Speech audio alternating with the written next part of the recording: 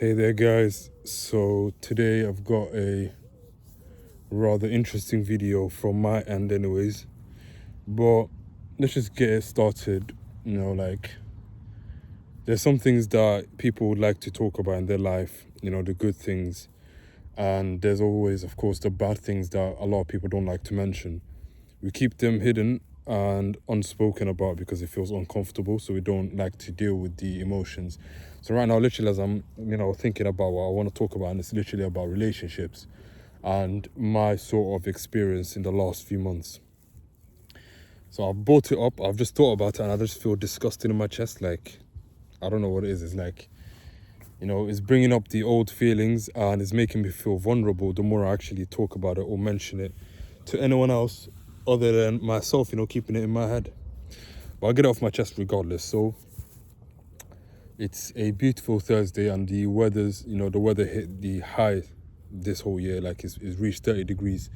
It's so nice, it's so warm, but I've been literally indoors working all day and I've missed it. But just as the sun is about to set, I've literally stepped out and I can at least, capture this part of the day and, appreciate it.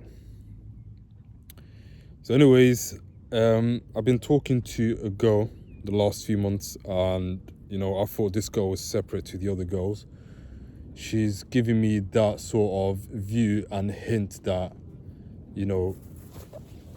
there's a wasp. I don't even like the noise they make.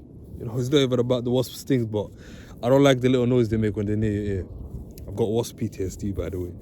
But anyways, what I was saying was, so there's this girl that I'd like to, take things serious with and, pursue a romantic relationship, if that makes sense. But as the months went on, at the start it was all nice. Like, we met on social media, TikTok to be exact, and we start exchanging, our daily lives and, what we're into, the early stages of any sort of relationship, and it was looking promising. We've got similarities in many things, and I think that's what made our bond much closer. So when you talk to someone and you've got like so many similarities, it sort of builds a sort of a natural connection and, a spark of fire between the two. So it was all nice, we were exchanging everything, and then she sort of got busy. And then what happened was, when I decided to take things to Snapchat, she sort of, inclined that she's interested in a way. You don't show your interest at the beginning in any sort of relationship. You don't want to rush things. But when she decided to show her interest, I was, of course, excited as well. Like, yeah, like, you feel nice, innit? Like, we're humans, innit? When someone likes us, and of course we like them as well, you feel like, yeah, something's gonna happen, And what actually happened was the total opposite. So I got a panic attack, and that's when it all started. So the day we actually took it to a different application where we can now, exchange pictures, videos, make calls. It so happened to be the day when I had my first panic attack, and that started the whole like turmoil and the whole like barrel rolling down the hill to boom to, a few months down the line, I'm just all over the place. But other than that, we, kept on, staying in contact, and things were very hard for me.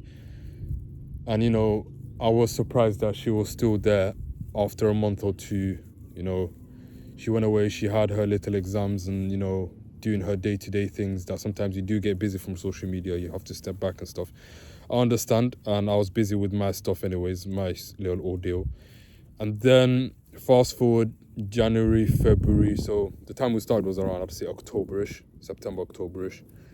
So February, March, we started to, spice things up, if that makes sense, and, show what we're interested in.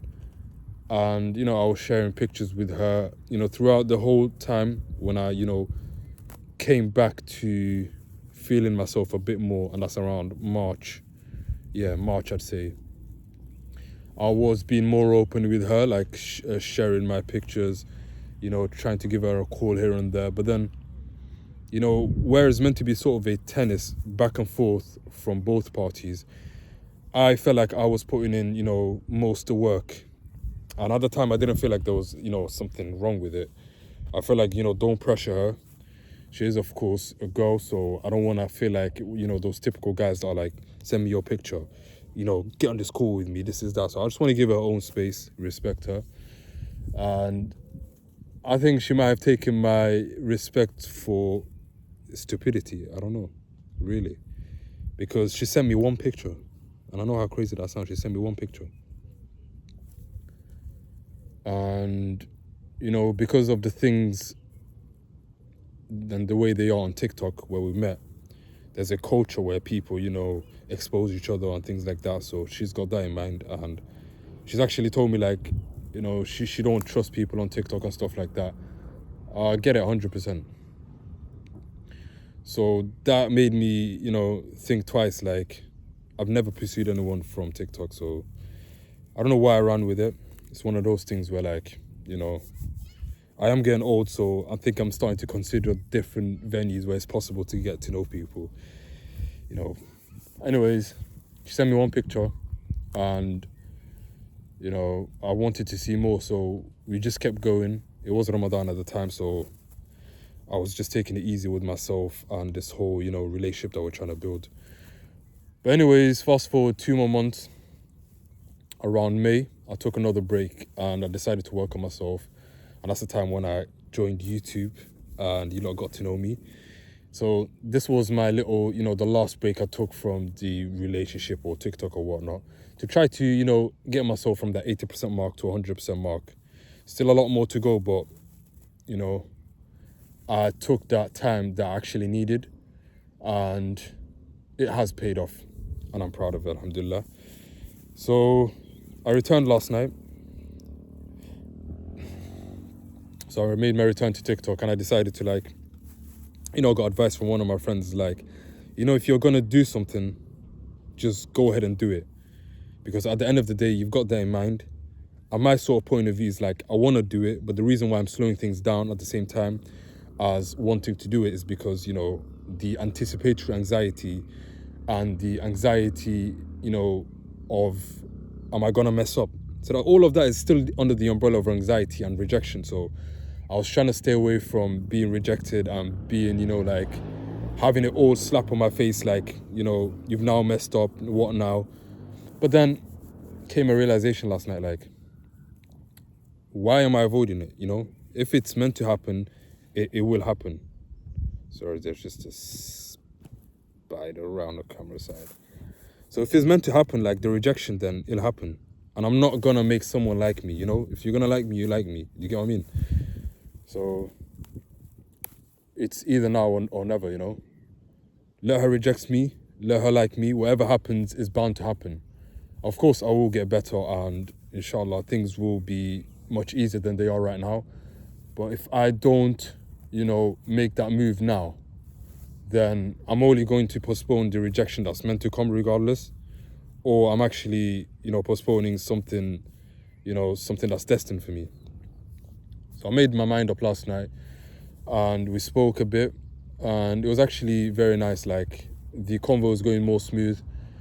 And I think that's to, the anxiety sort of evaporating from me. I've only got a bit left in me, so I'm able to exchange a lot more ideas now, keep the conversations more entertaining. Now that's good for, what we've got going on. But at the same time, I'm here to take, more information and to get answers that I didn't know I was deserving back then, if I keep it real with you. So I told her, like, today, like, I'm going to have to get into a phone call with you and I need to see a picture of you. Definitely more than one. So she's again taking a back seat.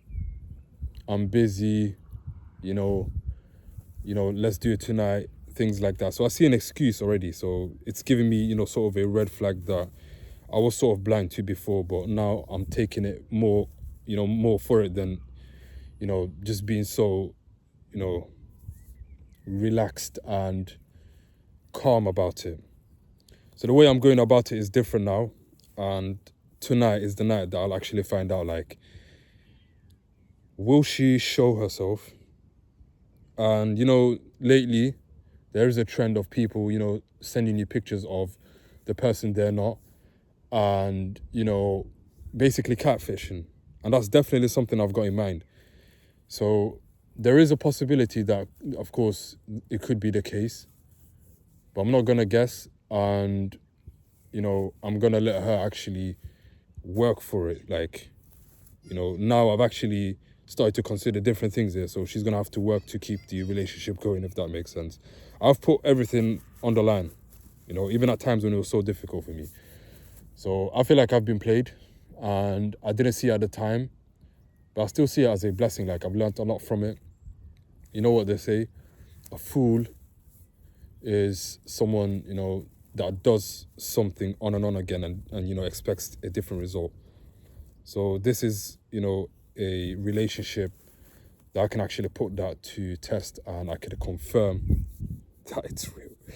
So I will find out tonight, and whether it goes left or it goes the way that's pleasant and, romantic and lovey-dovey, it is what it is, But yeah, I was sort of disappointed today when I asked her, like, give me your number. And it's stupid, it's crazy. Like, how can I not have a number all these months, She's just made an excuse at the beginning, like, it's too soon. I accepted that. And then as things went on and on again, I feel like the breaks that I was taking to work on myself either made her think like she could, she can do whatever she wants in a way. But I'm glad I can, of course, realize these things now and somewhat make a pattern out of it. And hopefully nip this in the bud before, this all grows out of proportion and, I waste my time again. Of course, the effort and the time I've already invested seems like a waste of time. But, who's to blame? You could say I was taken advantage of. But, I wanted something even though I wasn't feeling at my best at the time. So this was exactly what I felt like it was the best thing to do at the time when I did it, if that makes sense. But anyways, this is my little dilemma I've been going through today, and that's what's been stuck on my mind as I was working. When I started to talk to her again last night, it felt so nice, and then this morning as well. But midday today, I felt like like a punch to the chest when she decided to, not give the number, give me her little excuse and whatnot. She should just be like, you don't have it, here you go. But yeah, I think that's definitely what's caused my anxiety today. And I feel it in my chest, like literally as I talk right now. So I wanted to come out and actually make a tension releasing video today and step over the relationship matters that I've been dealing with. So it feels nice to get things off my chest, but I feel like it's still not completely off my chest. And I will definitely make another video on here. So it could either be onto my camera roll if I feel like, maybe it's a bit too, deep and intimate for me to share on YouTube. But I'll see where things take me. I don't like to be fake and act like, everything's all right today. Like I worked, it was nice. And, I'm thinking of, going on a holiday soon, blah, blah, blah. And just keeping it all cushy for you lot. No, I want to be real to myself and to the audience as well. So that's the reason why I started this. But without any further ado, I'll keep this short vlog right here and we'll see how things play out from here on out. But anyways, I hope you enjoy your day and take a few lessons from what I've gone through. And, life is funny and interesting. And even though every day feels the same, I know it did to me, like, a few months ago, every day is unique in a way. You either learn something new or you do something slightly different from the other day. Appreciate it, take it all in, and enjoy your day. Take care, guys.